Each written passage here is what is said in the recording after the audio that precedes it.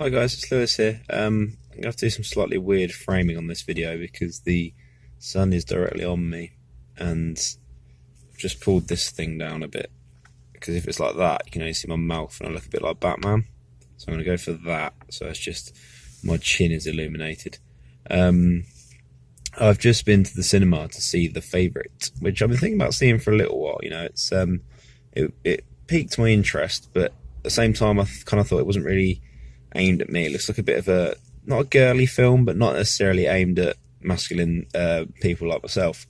But and I was thinking about it last week, and then I thought, you know what, if I still fancy it this week, I'll do it. And then yesterday it was nominated for like 10 Oscars, so I thought, if only out of curiosity, I'm going to go and see it. So then when the Oscars happen, I can be more annoyed about the outcome because I'm more informed.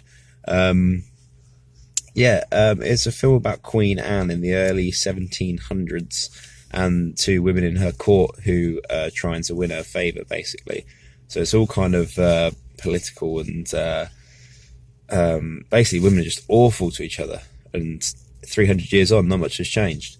But yeah, it was much more crass than I was expecting, much more vulgar. I counted the C word at least 6 times. So yeah, it's back in those days, it seemed that everyone was quite formal and well spoken on the surface, like when they're addressing the Queen and that sort of thing. But then there was just all sorts going on, just they were awful to each other. But I really liked the film. It was a very kind of, very arty, 10 Oscar worthy picture. So, if you like normal films, you probably won't like it. You probably got, the hell was that, Lewis, you idiot. So I don't know anyone that would like it, but it was just kind of weird arty stuff that I kind of like. So I had a good time.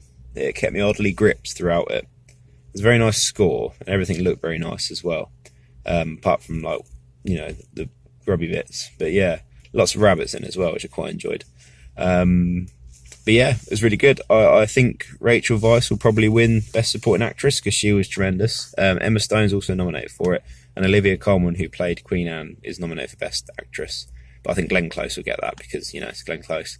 She hasn't got one, I don't think. But yeah, I had a good time. If you like arty stuff, or if you like women just being awful to each other, then you'll enjoy it. But yeah, see you at the Oscars. What? Bye.